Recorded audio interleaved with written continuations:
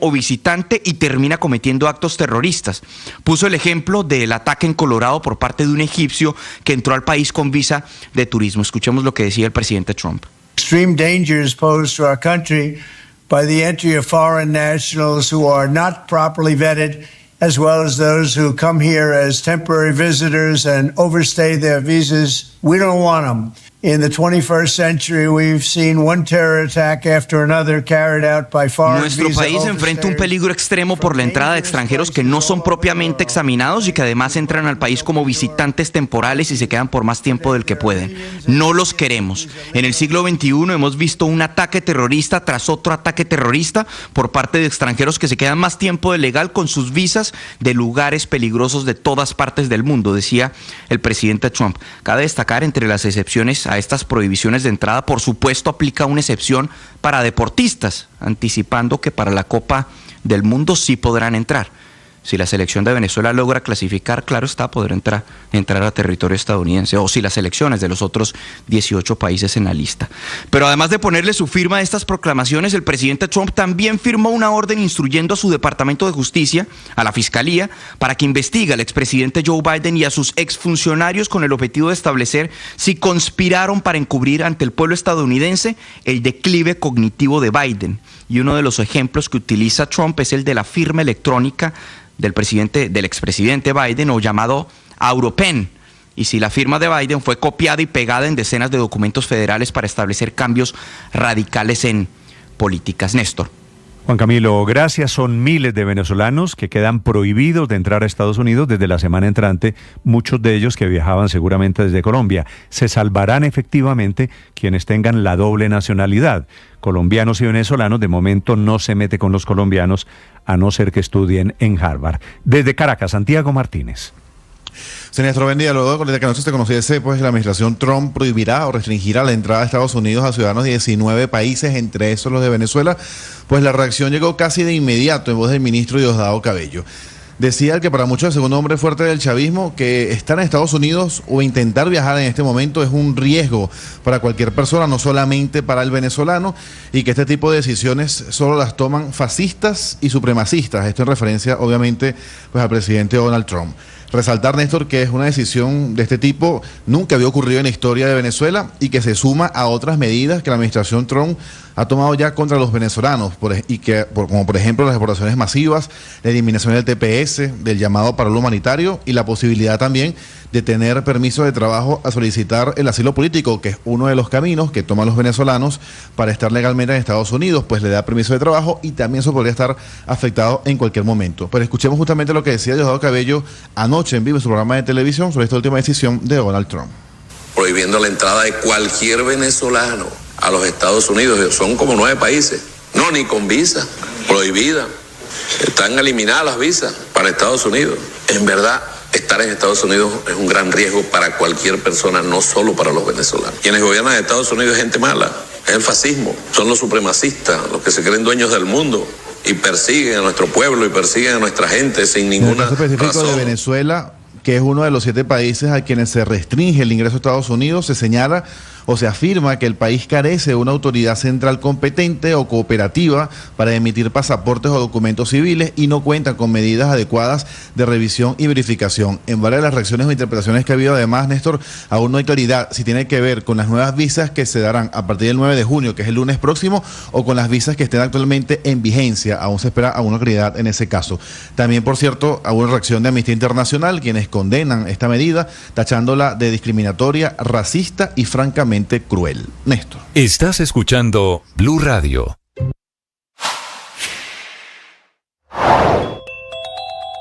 Anoche el presidente del Congreso, Efraín Cepeda, le notificó con una carta formal con el membrete del Senado, le notificó a la registraduría del hundimiento de la consulta popular que votó el Senado el 14 de mayo pasado. Así que el registrador queda en un dilema institucional terrible, en una sin salida, porque por un lado el Congreso le dijo no se surtió el trámite, que es lo que dice la carta del presidente del Senado. Por el otro lado, el presidente con el Congreso le dará la orden de ejecutar, de organizar y de convocar a esa consulta popular que tiene prevista el gobierno será el próximo mes de agosto. Así están las cosas, choque institucional que por supuesto demuestra la falta de maneras en este momento de la vida republicana de Colombia. La carta del presidente del Congreso, Efraín Cepeda, le cuenta al registrador de la votación de mayo, que es la votación que el gobierno desconoce y dice que es fraudulenta, que ya es un acto administrativo que está, entre otras cosas, admitido para demanda en el Consejo de Estado y en consecuencia será la registraduría, el registrador Penagos, el que tendrá que responderle al presidente Petro qué va a pasar con la idea de una consulta popular, todos en medio de unas encrucijadas institucionales gigantes.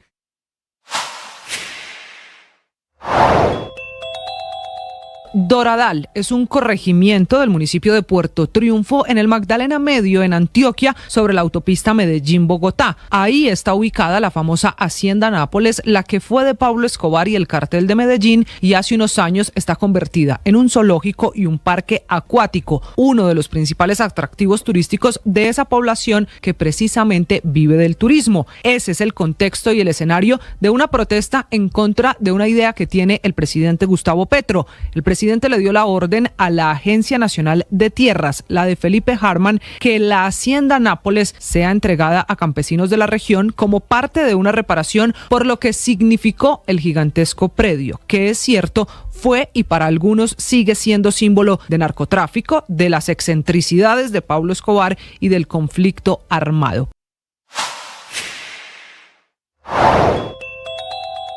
A propósito de la reforma laboral, que en teoría era el motivo de la batalla, como se dan cuenta, esto cambió hace rato de foco, fue radicada para el último y cuarto debate con la promesa de que va a ser votada y aprobada la semana entrante, reforma laboral de la que el gobierno ya parece no acordarse. Firmaron 5 ponentes: Lemus, Roldán, Mereg, Lozano, Jiménez. El problema es que es una reforma que ahora ya no le gusta al presidente Petro, que fue el que originalmente la presentó. A través de un mensaje en sus redes sociales dice que la reforma laboral que permita, y esta va a ser la excusa para desmontarse de la reforma laboral, que permita contratación por horas que existe en Estados Unidos, que existe en muchos países del mundo, es una contrarreforma. Invita a la calle al constituyente primario. Un galimatías institucional, un galimatías de la lógica, porque el gobierno que presentó que quería la reforma laboral ahora la quiere hundir.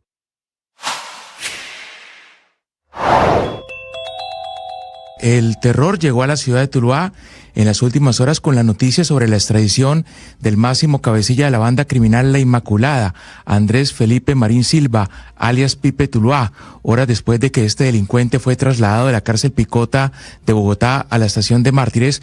Los integrantes de su banda delincuencial salieron a las calles de Tuluá, quemaron 2 taxis en la zona urbana y un vehículo particular en el corregimiento de Agua Clara, zona rural de esta misma ciudad. La banda también intentó vandalizar, saquear y quemar establecimientos de comercio allí en el centro de Tuluá, pero la oportuna reacción de la policía no lo permitió. Los comerciantes cerraron sus negocios antes de las 6 de la tarde por temor. Los estudiantes de colegios y universidades fueron despachados a sus casas. La terminal de transportes suspendió la venta de pasajes y el despacho de buses hacia diferentes destinos por temor a que estos vehículos también fueron quemados. La coronel Sandra Rodríguez, comandante de la policía en el Valle del Cauca, confirmó que en medio de los operativos por parte de la fuerza pública, tras esta escalada violenta, se registró la captura de un integrante de la banda criminal La Inmaculada que habría participado en estos hechos de violencia.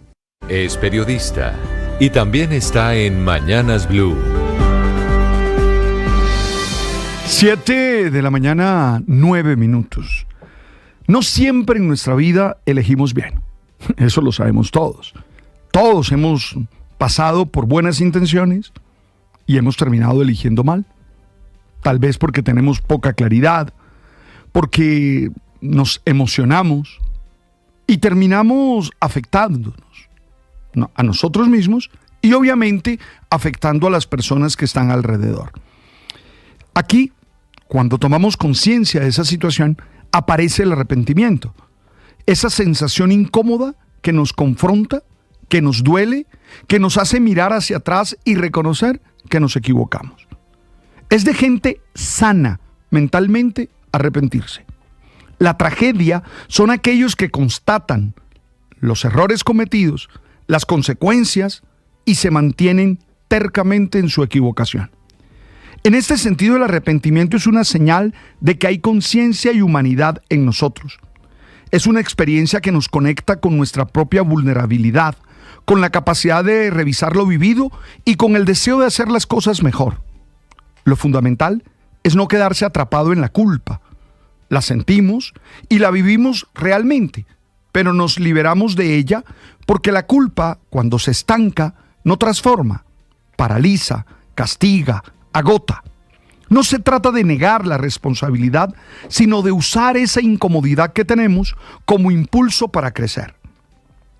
Cada error puede convertirse en una escuela, no para justificar lo que hicimos mal, sino para entender lo que no supimos ver, lo que no manejamos con madurez, lo que hicimos desde el compromiso o lo que hicimos desde el miedo o desde el impulso.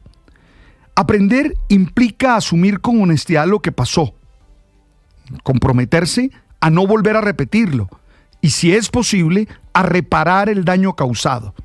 Y si no hay manera de reparar en lo concreto, siempre queda la posibilidad de transformar desde lo simbólico, desde el testimonio, desde la actitud que asumimos después del error. No somos nuestras equivocaciones, somos lo que hacemos con ellas. Podemos elegir quedarnos en la culpa o podemos convertirla en responsabilidad. Podemos resignarnos o podemos construir desde lo vivido una versión más consciente y más compasiva de nosotros mismos. Es clave no convertirnos en jueces implacables de nuestra propia historia. La vida no es una línea recta perfecta. Es un proceso lleno de intentos, de búsquedas, de errores y también de aprendizajes. Y lo importante es tener el valor de mirarnos con sinceridad, pedir perdón si hace falta, perdonarnos nosotros mismos y seguir caminando con la mayor lucidez posible. Equivocarse no es el final del camino, es parte de él. Lo definitivo es qué hacemos después del error. Si estás arrepentido, tienes ya que tomar medidas para ser responsable. Las victorias y derrotas, la pasión y la afición en juego y los datos de lo último en deportes se lo presenta Mañanas Blue. Ya tenemos las 7 de la mañana, 13 minutos, momento para hablar de deportes, momento para hablar de eliminatorias. Colombia está ya en la recta final de lo que será el partido mañana frente a la selección de Perú. En minutos, el equipo nacional partirá hacia el Estadio Metropolitano a hacer reconocimiento de campo, su jornada de entrenamiento en el estadio donde mañana enfrentará a los peruanos. Y sobre las 8:30 de la mañana comenzará la rueda de prensa del técnico Néstor Lorenzo en compañía de algunos de los integrantes del plantel de jugadores. No hay luces, como les decíamos, aún concretas, definitivas en la ruta de la formación titular, y sobre todo se está trabajando en el reemplazo de Luis Díaz, el lateral, o mejor, el extremo izquierdo que ocupa esa banda en el ataque del equipo colombiano y que por acumulación de amarillas se perderá el primer compromiso. Lo que sí es cierto, bueno, para estar disponible pensando en Argentina, lo que sí es cierto y concreto es que hoy arranca esta 15ª fecha. A las 6 de la tarde, Ecuador será anfitrión de Carlo Ancelotti en su debut. Brasil visita al conjunto ecuatoriano. Ese partido, reiteramos, será a las 6 de la tarde. Estará aquí en Blue y también en la señal del Gol Caracol. En paralelo, a las 6, Paraguay se enfrentará a Uruguay, compromiso que estará en nuestra plataforma D2. Y a las 8 de la noche, Chile enfrentará a Argentina, una Argentina que, atención, será nuestro segundo rival en esta doble jornada y tiene en duda la presencia de Lionel Messi. En las últimas horas se vio la imagen de Scaloni dialogando con Messi y se conoció puntualmente en conferencia de prensa. El entrenador ha dicho, Messi aparentemente tiene una sobrecarga, podría no estar en condición de competir, por lo menos en el juego frente a los chilenos en la noche de hoy. Ese el panorama de lo que corresponde a las eliminatorias, porque en nuestra liga, en los cuadrangulares semifinales, ya comenzó la fecha 2. El grupo A tuvo actividad y el América de Cali, lo decíamos, remontó frente al Junior de Barranquilla. Titi Rodríguez marcó para el Junior, Duván Vergara Lara pronto igualó para la mechita, y luego vino en la parte complementaria una imprudencia de Yomier Guerrero, un penal sobre Castillo. El central Diego Ruiz, sin necesidad del VAR, la sancionó y acertó, era pena máxima. Concretó Rafael Carrascal para el triunfo 2-1 del conjunto americano, que se mantiene ahora como líder del grupo A, y lo hace gracias al punto invisible, porque en esta misma zona el Medellín ganó en Ibagué 3-1. Quiñones puso arriba al conjunto Pijao, parecía fiesta del Vinotinto y Oro, pero no, apareció Fidrisevski para anotar. El polaco Pacho el 1-1, Berrío y León le pusieron cifras concretas a la victoria del poderoso. Esto significa que el grupo queda con América 4 puntos, Medellín 4 puntos, pero el punto invisible, ganado en el todos contra todos, o ventaja deportiva, como usted prefiera llamarlo, le da al América la primera posición. Tercero Junior con 1 y cuarto Tolima con 1 punto. Hoy Once Caldas, Santa Fe, Millonarios, Atlético Nacional, es decir, segunda fecha también del cuadrangular B. Recordemos que Millos es líder con 3 unidades, le escoltan Nacional y Once Caldas con 1, y cierra Santa Fe aún sin puntos. Y atentos, porque hoy en Europa conoceremos al segundo finalista de la Liga de Naciones. El día anterior, con un Cristiano Ronaldo inagotable. Hablábamos de goleadores veteranos, experimentados. Pues bien, con 40 años, Cristiano llegó a su gol 937 en su historial, que además sirvió para la victoria de Portugal 2-1 en Múnich. Eliminaron a Alemania de la finalísima de esta Liga de Naciones. Fue Florian Wirtz y Francisco Conceição los autores de los goles que ponía 1-0 para los germanos y 1-1 el empate, hasta que apareció Cristiano. Repetimos, su gol 937. Hoy España-Francia. De ese duelo también de históricos, de campeones del mundo, saldrá el rival de Portugal para la gran final de la Liga de Naciones. 7:17, más adelante, declaraciones de Lorenzo, rueda de prensa de Colombia, todo en torno a la antesala del juego ante Perú, que estará por supuesto mañana, aquí en Blue Radio y en la señal del Gol Caracol. Terminamos, regresamos más adelante con los deportes. 7:17 en Mañanas Blue. Estás escuchando Blue Radio.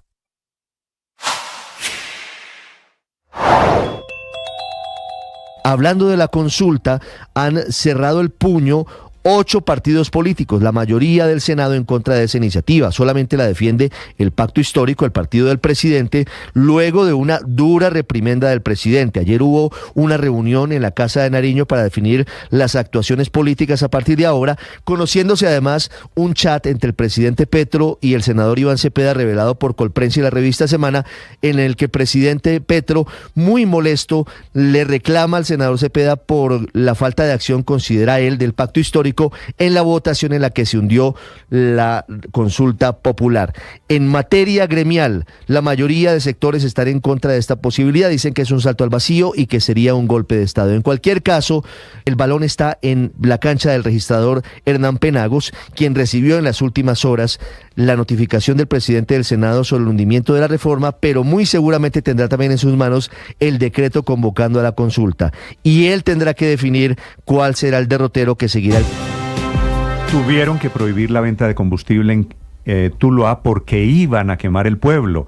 Los extorsionistas del comercio en el Valle del Cauca, en diferentes regiones del país, los señores de la Inmaculada, están en plan de rebelión por la inminente extradición de Andrés Felipe Martín Silva, que tiene el alias de Pipe Tuluá. Y la situación más inédita, más increíble, la vive el alcalde Vélez, que producto de las amenazas de esta banda, la banda de la Inmaculada, tiene que gobernar desde la clandestinidad. Señor alcalde de Tuluá, Gustavo Vélez, buenos días. Muy buenos días, Néstor. Muchísimas gracias. Si llegan a extraditar a este señor Pipe Tuluá, ¿usted respira un poquito más tranquilo o es peor, alcalde? No, realmente eso no tiene, digamos, ninguna implicación en la seguridad mía, porque pues yo ya tengo una situación supremamente complicada. No necesariamente estoy gobernando desde la clandestinidad, porque yo hago presencia todos los días en la administración municipal, en la alcaldía o inclusive en algunos otros espacios a donde tenemos y desarrollamos acciones de la administración municipal, pero sí con una condición de seguridad muy fuerte, con un esquema muy grande, tanto en mi casa como en mis desplazamientos, y eso hace pues también muy difícil el acercamiento con la ciudadanía. Entonces, independiente de si a este señor lo extraditan o no, pues la situación de seguridad para mí es muy, muy complicada, es supremamente complicada. Sí, para usted y para la gente, para los tulueños. Alcalde, Sí, ¿qué también fue lo que pasó que es el detonante de este toque de queda que terminó esta madrugada? A ver, fue una sorpresa, yo me imagino, para todos nosotros, para la ciudadanía, esa noticia que salió ayer de la posible extradición, y casi que de inmediato activamos todas las alertas, tanto con el gobierno departamental como con el gobierno nacional, la policía y el ejército, previendo que una situación como esta podría suceder. Y en efecto sucedió. Lo importante es que, comparado frente a lo que sucedió el año anterior, es mínima la afectación. Por supuesto que sentimos mucho que 2 vehículos hayan sido incinerados porque afectan personas humildes, personas trabajadoras, y eso realmente nos duele y lo sentimos muchísimo, pero solamente lograron la incineración de 2 vehículos, trataron de incinerar un tercero. ¿Quemaron 2 o 3 taxis? 2 taxis, quemaron 2 taxis, trataron de incinerar otro. Las imágenes, sí. Trataron de incinerar otro y no pudieron, y ya como a medianoche trataron de generar una conflagración también en un parqueadero donde había unos vehículos, pero no generaron ninguna afectación. Nosotros tomamos medidas desde muy temprano, desde las 4 de la tarde decidimos que íbamos a decretar toque de queda, y a las 6 de la tarde inició el toque de queda, y lo terminamos esta mañana a las 5 de la mañana, y la ciudad amaneció en completa calma, con mucho orden. Realmente un apoyo muy importante de la Policía Nacional, de la comandante de la Policía del Valle del Cauca, de la gobernadora. Alcalde, lo que usted vivió en campaña, prácticamente escondido, no le permitían llegar a los eventos, luego el asesinato de concejales, de decenas de personas, es un recuerdo muy doloroso que tenemos los colombianos sobre los alcances criminales de la banda La Inmaculada. Hoy, claro, se incineran 2 vehículos, pero no pasa más allá de eso. Eso quiere decir que La Inmaculada está perdiendo potencia, está perdiendo fuerza criminal. Es indudable que es así. Ha habido un accionar coordinado, además, de todas las autoridades, del gobierno nacional que nos ha apoyado, del gobierno departamental, de la fiscalía, de la policía, del ejército, y todos los indicadores delincuenciales van a la baja: homicidios, hurtos, extorsiones.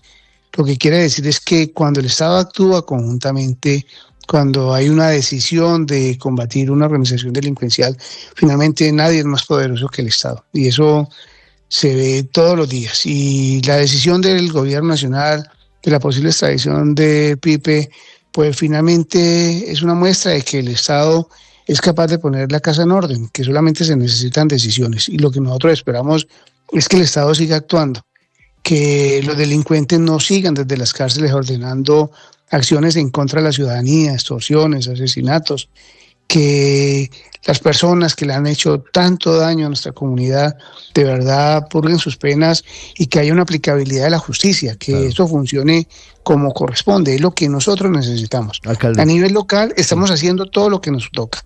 ¿Hoy hay jefes de La Inmaculada detenidos en cárceles de Tuluá?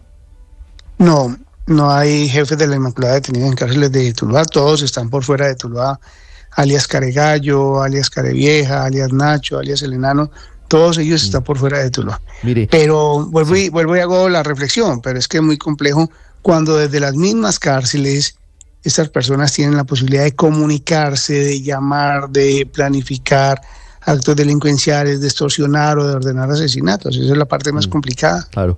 Alcalde, usted dice que los toma por sorpresa esta orden de captura con fines de extradición contra alias Pipe Tuluá. ¿Esto no se había previsto? ¿No había ningún indicio de que este hombre estuviera pedido por las autoridades estadounidenses? No, nosotros no teníamos ningún conocimiento de este tipo. Sí, alcalde, después de la captura de este hombre, usted ha mencionado a alias Nacho, que es el hermano que hoy también está preso, pero él lo había nombrado su sucesor, el jefe de esa banda, La Inmaculada, y terminaron haciendo unas alianzas con el Alacrán, con Martín Bala, con Guacamayo, con Capulina y con Diego Optra, para generar lo que se conoce en el Valle del Cauca como la Gran Alianza. ¿Cómo está hoy el tema del narcotráfico, las extorsiones, los homicidios selectivos, alcalde, después de que sí se haya debilitado la Inmaculada, pero se generara esta nueva alianza criminal?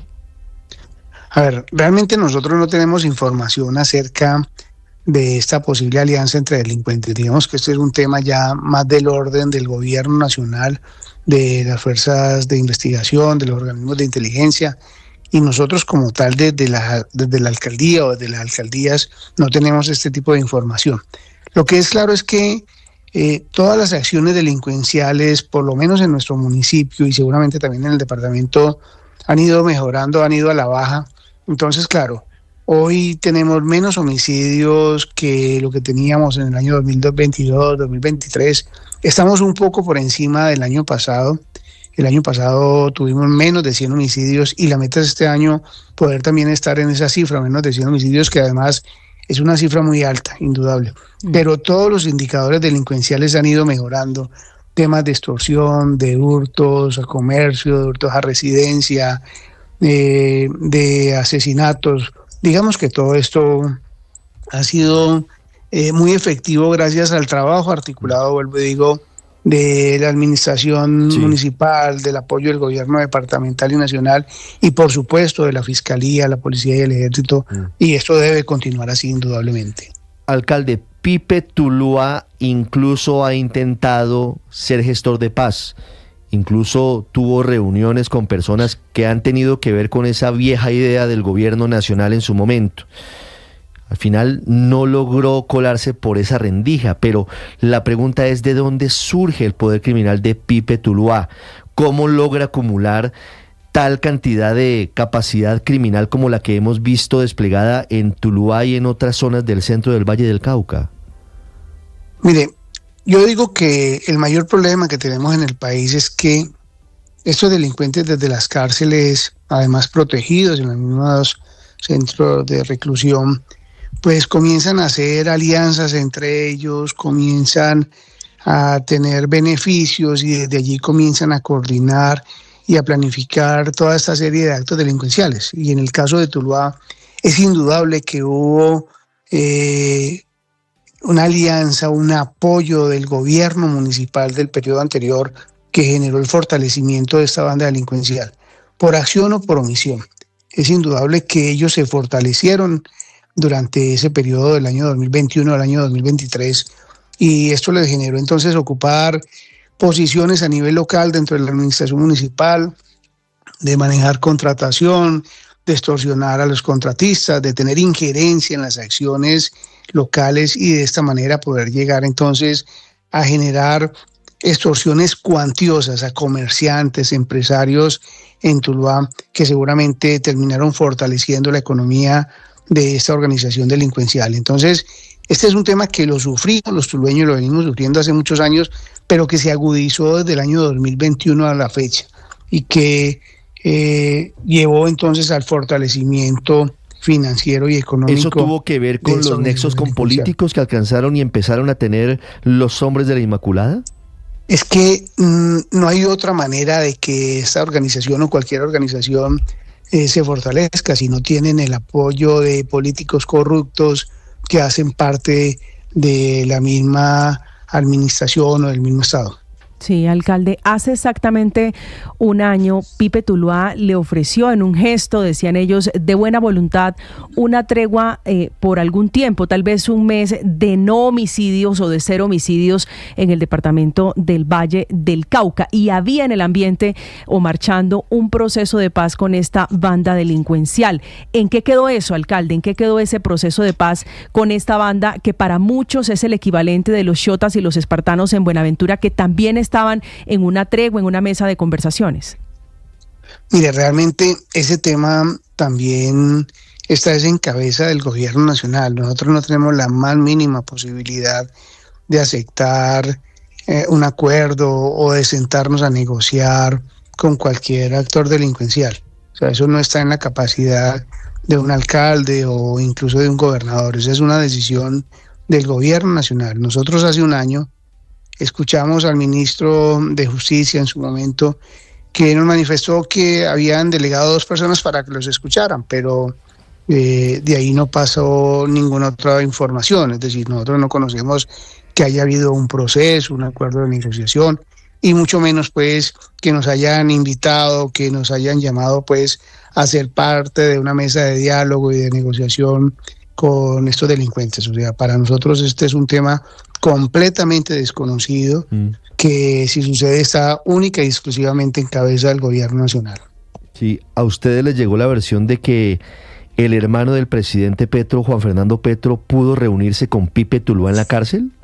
No, yo no conozco esa información. No tuvo esa información.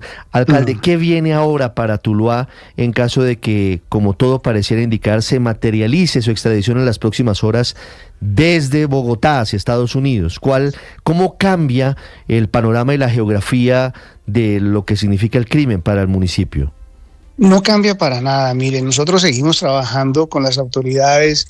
Hemos tenido, vuelvo y repito, un apoyo gigantesco, incondicional de la Policía Nacional, del Ejército Nacional, de la Fiscalía, del mismo Gobierno Nacional, del Gobierno Departamental, y eso es lo que vamos a seguir haciendo, trabajando articuladamente, haciendo consejos de seguridad, planificando las estrategias para poder proteger a la ciudadanía. Y en el caso nuestro como administración, pues pusimos la casa en orden, estamos generando proyectos de inversión, vamos a generar mucho empleo, vamos a generar desarrollo, modernización, y todo esto tiene que contribuir al mejoramiento en las condiciones y en la calidad de vida de nuestra gente. Este es un tema que lo vamos a superar, que se ha ido superando poco a poco y lo vamos a superar completamente, porque en esto también tiene que haber un reconocimiento gigantesco a la ciudadanía.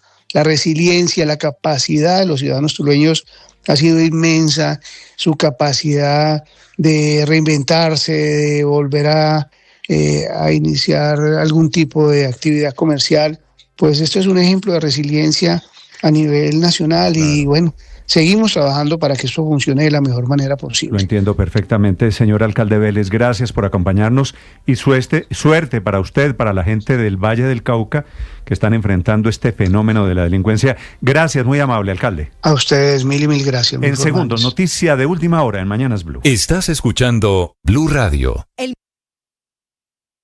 Prepárate, ya viene Blue Radio, radio eliminatoria.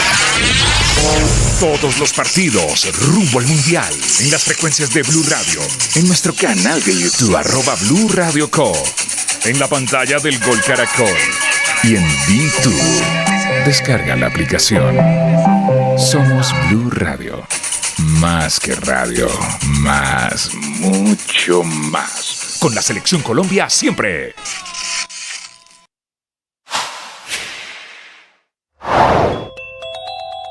El gobierno decidió anoche tarde agregarle ahora el ingrediente de marchas de movilización popular a la idea de la consulta popular por decreto. Una reunión del presidente Petro con su bancada del Pacto Histórico en la Casa de Nariño, con el muy poderoso ministro Benedetti, creó una nueva ruta de marchas que arrancarán el miércoles de la semana entrante, que es 11 de junio, para impulsar desde el suroccidente, que ha sido un bastión de la izquierda en Colombia, para impulsar una consulta popular, así sea como esta, mal hecha, a la brava, impuesta por decreto, violando. En Blue Radio. Atención, noticia del momento. Nuevo ministro de Justicia se llama Eduardo Montealegre Linet, que es el hombre que ha estado trabajando ya asesorando al presidente Petro en temas judiciales. El último, la convocatoria de una consulta popular vía decreto, ignorando, saltándose la decisión del Senado de Colombia. Montealegre, que hasta hoy no solo ha sido asesor del presidente Petro, muy influyente en estos asuntos jurídicos, sino que era, Ricardo, contratista del gobierno Petro, por el que había recibido, contratos por los que había recibido, según revelaron en las últimas horas investigadores de la oposición, el concejal Briceño, por ejemplo, 1.700 millones de pesos en contratos. Sí. Así que llega al Ministerio de Justicia, seguramente. El contratista Eduardo Montealegre ahora llega a recibir sueldo oficial como integrante del despacho del presidente Gustavo Petro. No es solo, para ser sincero, un contratista. Fue fiscal general de la Nación. No, por supuesto que no, fue pero magistrado, hoy es contratista. Magistrado de la Corte Constitucional, a la que renunció en el año 2005. El doctor Montealegre ha sido una figura profundamente controvertida porque por otro lado ha sido muy militante y en eso coincidió con el presidente Petro en un muy ofensivo antiuribismo. Se hizo parte del proceso contra el expresidente Álvaro Uribe, así que llegará y con esa beligerancia natural en él, en Monte Alegre, llegará a ser el nuevo ministro de Justicia. Una noticia, Luis Ernesto, por otro lado, que no puede sorprender. Desde hace rato venimos escuchando, gravitando el nombre de Monte Alegre aquí y allá. Es que ayer, entonces, pasamos de Ángela María Buitrago a Eduardo Montealegre, ¿no? Porque el doctor Augusto Campo es el ministro encargado, Luis Ernesto, pero él es el secretario jurídico de Presidencia. Exactamente, Augusto Campo vuelve a la Secretaría Jurídica de Palacio y Eduardo Montealegre, que de hecho venía dando declaraciones casi que ya oficiando como ministro de Justicia cuando el presidente anunció la consulta popular, pues asume ya la cartera como ministro de Justicia.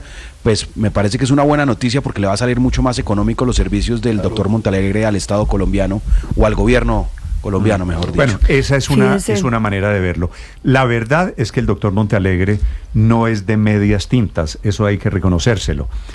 Montealegre es un activista político muy combativo en la izquierda colombiana, es un hombre cercano al presidente Petro. ¿De la izquierda?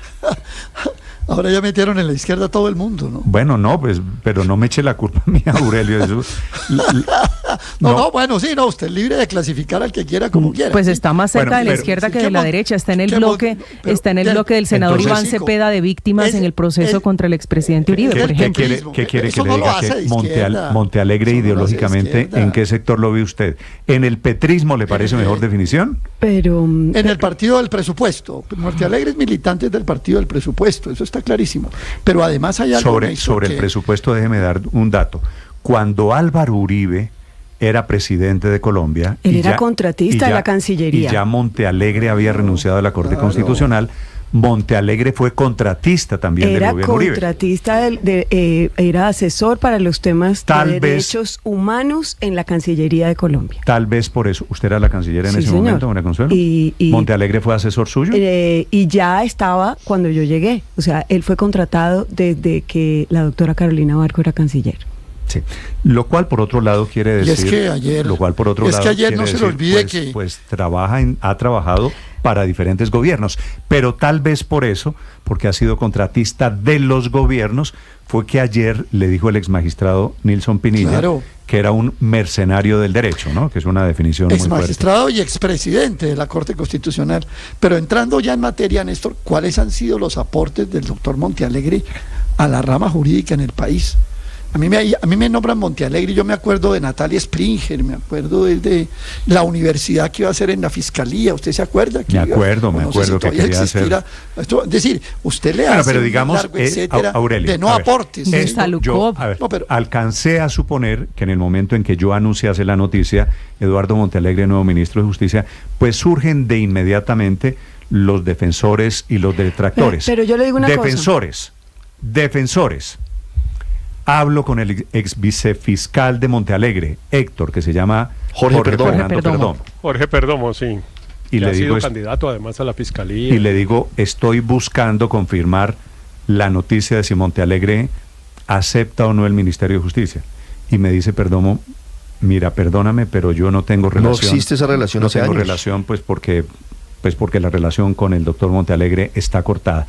Es un hombre, la verdad, desde el punto de vista personal muy difícil, el doctor Montealegre, desde el punto de vista profesional, con unas tesis muy controvertidas siempre. No es el mismo hombre que con Álvaro Leiva en su momento impulsó la posibilidad de que el presidente Petro convocara una constituyente a través del acuerdo de paz y su incumplimiento. Sí, siempre ha tenido teorías más o menos extravagantes, diría yo, pero tiene además en el ejercicio de la profesión una cosa que siempre será, a mi modo de ver, una mancha desde el punto de vista, digamos, de lo que un abogado quiere ser.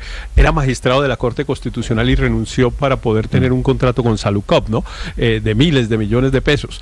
Y renunció para eso, para tener un contrato con Salucop. Yo lo conocí, Héctor, entre paréntesis. No cumplió el periodo de magistrado. Llegó a la Corte Constitucional. Porque la oferta de Salucop. Llegó a la Corte Constitucional. Porque la oferta de Salucop era muy jugosa y prefirió eso. Ya eso le voy a contar, siempre Héctor, es le voy a contar un cuento. Él llega a la Corte Constitucional en el año 2002. Sale de la Corte Constitucional, renuncia en el año 2005.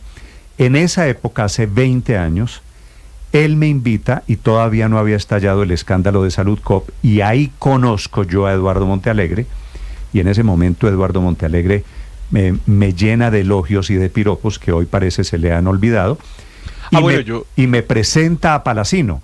Me dice, en condición de abogado y de relacionista, me presenta a Palacino, que era el después denostado presidente de Saludcop.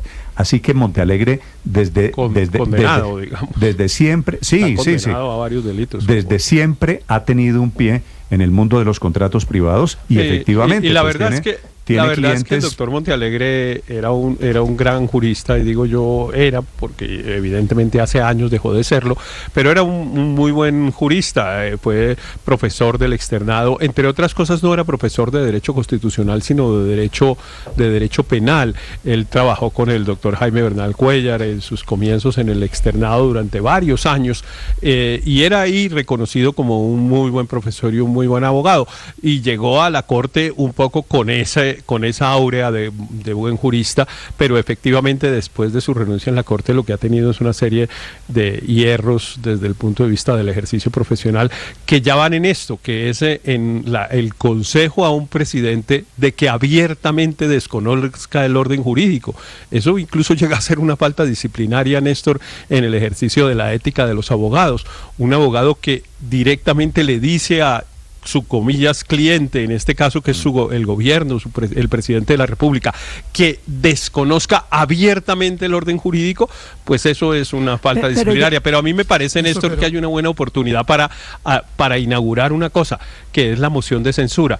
¿Qué tal si lo nombran, se posesiona y el Senado, a quien está desconociendo abiertamente, en vez de recibirlo, le decreta una moción de censura y no lo deja ejercer? Héctor, sería bonito, ¿no? Yo le digo una cosa, a mí me parece yo no la había escuchado, no la esperaba, perdón María Consuelo, lo digo, no la esperaba de usted, doctor Riveros, porque yo sé que usted no acompaña al gobierno en este tema del decretazo, pero de ahí a clavarle una moción de censura a quien apenas se está anunciando va a ser ministro de Justicia, me sorprende. Pues es que una moción de censura contra es que es un ministro que entra proponiendo desconocer al Senado. Claro. Entonces, si yo fuera senador, yo diría, bueno, yo a ese señor no lo dejo entrar aquí, porque es que el señor desconoce las actuaciones del Senado. Y la manera de que el Senado puede actuar es fácil. 10 senadores piden una moción de censura, hacen un debate y vuelven y hacen la votación a ver si el gobierno tiene o no la mayoría en el Senado, y si no la tiene, pues el doctor Montealegre no puede ejercer como ministro.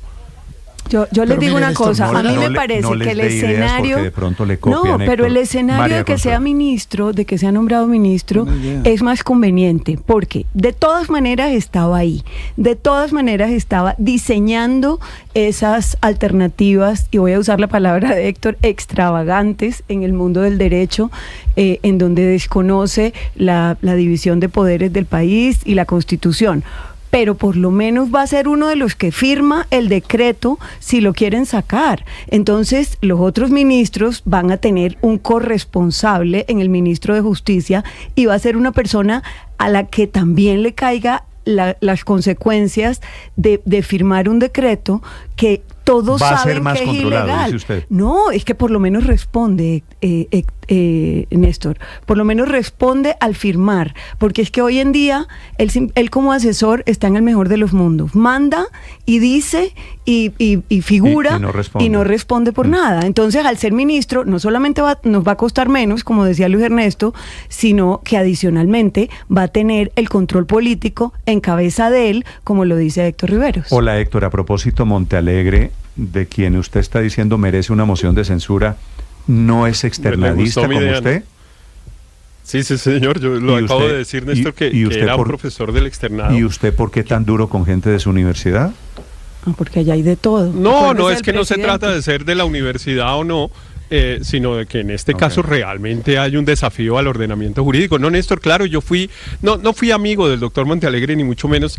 Yo creo que él es un poco mayor que yo y no coincidimos necesariamente. Pero yo, por ejemplo, ¿no? Yo por ejemplo debo confesar que estuve en su casa un par de veces en un par de eventos sociales hace 20 años o algo así.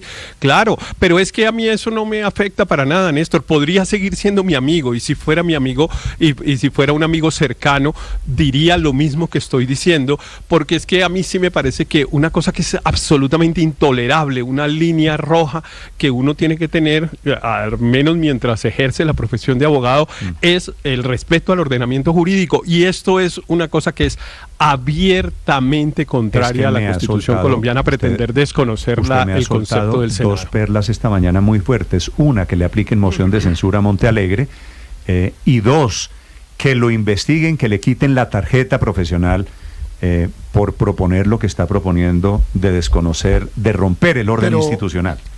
Yo entiendo que ya que no Néstor... es profesor del externado, ¿no? No, claro que no es profesor del externado. No, ya no es. No, en el externado, no lo dejaron, la verdad, no le preguntaba a Héctor, porque en el externado no lo están queriendo mucho desde hace rato el partido. No, pero hace rato, claro. ¿Usted se acuerda la pelea que tuvo por la rectoría en algún momento? Una de esas peleas, porque además con el profesor es un hombre visceral, es un hombre cuya personalidad no es de una persona con cabeza fría y asume las batallas como propias y personales. Mencionábamos aquí hace 15 días, Néstor.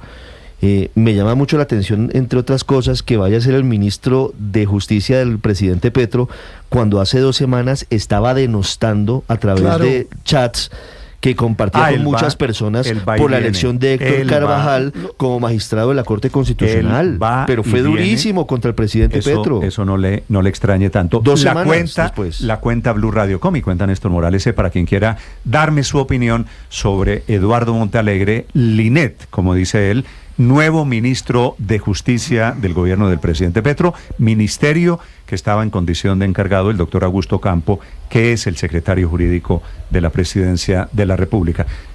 Señor Aurelio. Sí, Néstor. Sí, bien, yo iba a mencionar la opinión de Montealegre sobre el nombramiento de Héctor Carvajal en la Corte Constitucional, pero eso pues realmente desdice un poco, ¿no?, de una persona que está contra el gobierno hace 15 días porque puso a su abogado personal de magistrado de la Corte Constitucional y ahora va a ir a aceptar el Ministerio de Justicia. O sea, ¿cuáles son las dimensiones, cuáles son los criterios, las valoraciones que hace? Bueno, y en medio de esto, pues, será volver a ver de contratista ahora del Ministerio de Justicia a la querida doctora Natalia Springer. Yo no sé, pues es la hora pues del retorno, me imagino yo, ¿no? Natalia Springer fue, Ricardo, la del contrato cuando Montealegre era fiscal. Claro, de 5.000 millones de pesos en esa época, ¿no? Un contrato supuestamente para que ella hiciera a través de su fundación un análisis de contexto del fenómeno del secuestro. Del algoritmo. Sí, claro. Claro, y tenía bastantes contratos con los entes territoriales también. Estamos hablando de hace cuántos años, hace 12, 14 años más o menos. Hace mucho tiempo. Un contrato que en ese momento costaba 4.000, 5.000 millones de pesos. Lo estaba comenzando, imagínese usted. Es por eso 13 años. 13 años. ¿Se acuerda el primer informe? Fueron 46 páginas de estos con datos del Agustín Codazzi y de Ecopetrol, que fue muy cuestionado en ese momento. Álvaro, señor, sobre Montealegre. No sería un nombramiento sorprendente en un país tan polarizado. Petro, acuérdese, empezó nombrando moderados como Campo, como Gaviria, como Prada. Ahora, pues nombra personas tan combativas como Montealegre, porque en este país hay una guerra política muy cruda.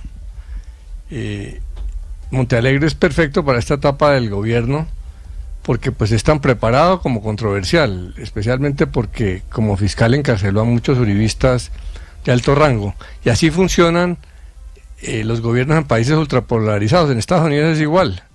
La gente que nombra a Trump es de la misma línea, muy activistas, muy duros, muy combativos contra la oposición. Entonces pues los que sembraron tempestades están cosechando este tipo de nombramientos. Sí, ahora el nombramiento esto es por culpa del Congreso. Es culpa de la oposición. 7 de la mañana, 49 pero minutos. Néstor, mire, me falta decir, Luis Ernesto, un dato importante sobre el doctor Montealegre. El doctor Montealegre era el fiscal general de la Nación en el año 2014, cuando en la primera vuelta ganó las elecciones Óscar Iván Zuluaga ganó la primera vuelta. Y en ese momento, el doctor Montealegre se inventó el escándalo del hacker. ¿Se acuerda del hacker? El hacker Sepúlveda. El hacker Sepúlveda, que era la infiltración de una persona supuestamente para hacer daño en campaña electoral, y esa influencia cambió la tendencia política del momento. Logró entre primera y segunda vuelta, efectivamente a punta del hacker, cambiar el destino de las elecciones. Ese también es una ¿Usted marca. recuerda que la consecuencia fue el silencio de Óscar Iván Zuluaga en las últimas 2 semanas de campaña por cuenta del escándalo del hacker? Néstor, lo que sí queda claro es que con el cambio del ministro del Interior y de la ministra de Justicia, pues lo que hizo el presidente Gustavo Petro es evitar unas barreras, digamos, a las ideas, a mi modo de ver, inconstitucionales que seguramente viene considerando desde hace tiempo. Y pues Benedetti, por supuesto, tiene toda la capacidad de tener acrobacia jurídica y de aceptar cosas que no son aceptables, y pareciera que el doctor Montealegre en eso también está dispuesto a lo que no estaba dispuesta su antecesora, la doctora Buitrago. 7:50 minutos, debo decir que en esta mesa me da la impresión de que el doctor Montealegre no tiene muchos amigos ni defensores, que me parece pero es que a mí me parece, decir, de verdad, los tiene, pero no seguramente. Muy bueno que firme. Es que, vea, realmente ese tema de los ministros que terminan siendo bypaseados por asesores del presidente, que no responden ni de la juridicidad de los actos administrativos, ni de las consecuencias, es una figura muy injusta. De hecho, quedó en evidencia con la ministra Ángela María Buitrago, la ministra de Justicia. Gente que está alrededor del presidente que les quieren imponer las cosas. Pues buenísimo que el doctor Montealegre ahora sea ministro, que tenga que responder, que tenga que ir al Congreso, que sea susceptible de mociones de censura, por ejemplo, pero además que responda por el eventual prevaricato, ¿no? Yo estoy completamente de acuerdo con María Consuelo en esta. Me parece que firme el decreto, me parece maravilloso, porque efectivamente eso le da una responsabilidad jurídica. Ese decreto, si se expide, Néstor, es muy probablemente la comisión de un delito, sí, efectivamente, de un prevaricato. Lo van a denunciar ante la Fiscalía y ante todos los entes. Y claro, porque es que no hay nadie medianamente sensato y con algún conocimiento jurídico que esté de acuerdo con la tesis de Montealegre. Pues Benedetti pues no tiene ningún conocimiento jurídico, el presidente Petro tampoco lo tiene, y esos son los dos únicos que están de acuerdo. Lo que pasa es que esos son los que firman el decreto. No, hay otro que resultó en este comité de asesores que a mí me tiene un poquito sorprendido, Héctor, que es Jorge Iván Palacio, que fue magistrado de la Corte Constitucional. Sí, fue magistrado y fue un buen magistrado, hay que decirlo, pero sí, me sorprendería mucho que esté en eso.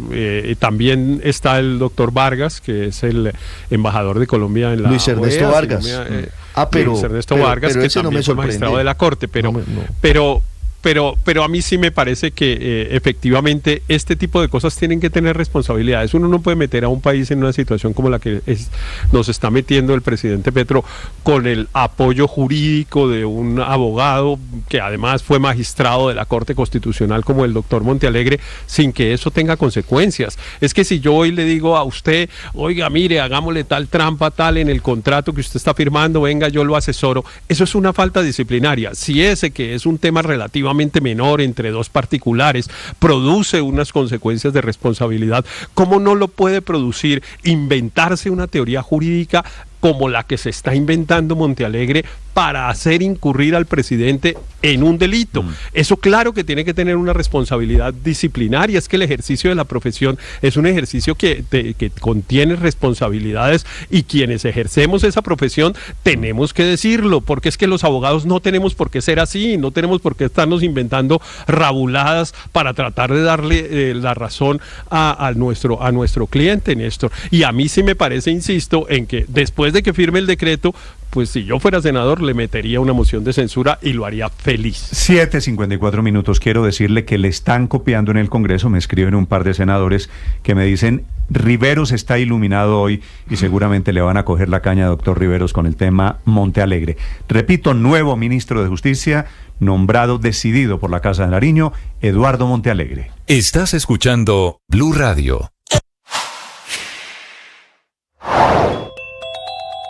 Desplome en las exportaciones del país, caída de casi 7% durante el cuarto mes de este año, pasando de los 4.400 millones de dólares en abril de 2024 a tan solo 4.100 millones en abril de este año, de acuerdo con información reportada en las últimas horas por el DANE. Desplome en las exportaciones que se explica fundamentalmente, principalmente, por el enorme derrumbe en las ventas externas de petróleo y de carbón. El primero con una caída del 31% en términos de plata y el segundo con una caída respectiva del 37%, arrastrando a su vez para abajo a todo el grupo de combustibles y de productos de industrias extractivas, cuyas exportaciones cayeron 33% en total y bajaron hasta los 1.432 millones de dólares en abril.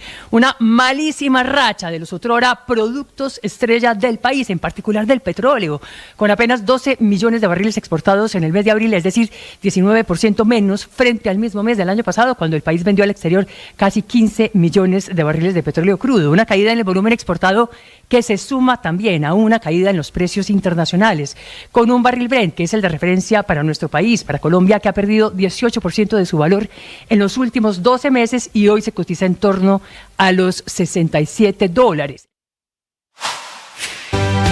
Del decretazo, doctor Humberto de la Calle, exministro, excongresista, padre de la constituyente del 91, que ahora tanto se invoca. Doctor de la Calle, buenos días. Buenos días, Néstor. Encantado de saludarlo a ti y allá a tu equipo. Doctor de la Calle, en esa condición, usted era el ministro cuando este país sacó adelante la constituyente de 1991, cuando se hizo la nueva constitución. ¿Por qué cree usted que lo que está haciendo Petro es un golpe de Estado, doctor de la Calle? Sí, yo recuerdo haberlo dicho hace unos 2 o 3 días cuando se anunció la posibilidad de este decreto y lo reafirmo. Y además creo, como lo ha dicho Héctor Riveros, que también puede estarse cometiendo un delito de prevaricato. Pero vamos al golpe de Estado. Es que cuando uno habla de golpe de Estado, la gente se imagina unos militares, unos chaparotes que llegan a la casa de Nariño y apresan al presidente. No. ¿En qué sentido es un golpe de Estado? En el siguiente. Si el gobierno de manera totalmente inconstitucional le da un golpe de mano, en este caso al Senado, decretando en la práctica la nulidad de una decisión que el Senado tomó, bien o mal, pero tomó, pues lo que empieza a suceder es que esa rama ejecutiva termina marchitando al Congreso, porque esto puede repetirse. Aquí siempre hay controversias sobre la aprobación de leyes. Siempre hay una discusión que si había quórum, que qué pasó, que el señor votó o no votó. Eso solo lo pueden resolver los jueces. Esa es de la esencia del Estado de Derecho. Luego, si el gobierno empieza a tomar la función de anular las decisiones del Congreso, pues termina afectando, repito, al Congreso y marchitándolo. Pero más grave aún, de paso también silencia a la rama judicial porque la reemplaza. Ese es el golpe de Estado. El golpe de Estado es que la presidencia, el gobierno, se abrogaría la totalidad de las funciones de producción normativa y de discusión normativa. Todos lo han dicho ya, o prácticamente todos. Luego, esto no es nada original. Si hubo irregularidades en la votación en el Senado, eso lo tienen que decidir los jueces, en particular el Consejo de Estado, la rama contencioso administrativa.